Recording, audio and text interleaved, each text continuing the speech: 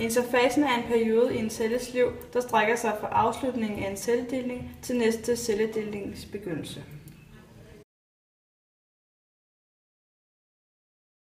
Under profasen kopieres DNA og pakkes sammen med kromosomerne, som bliver synlige i cellekernen.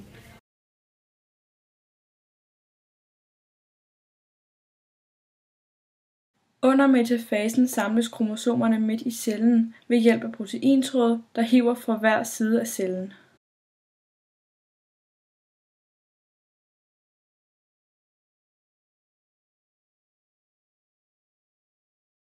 Under anafasen trækker proteintrådene kromosomerne fra hinanden, og cellen begynder at dele sig.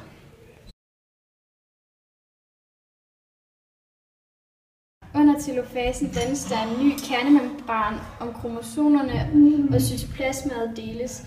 Nu er der skabt en ny identisk celle med samme arvemateriale og antal kromosomer. Nu er cellen lige blevet delt, og denne fase fortsætter til den vil dele sig næste gang.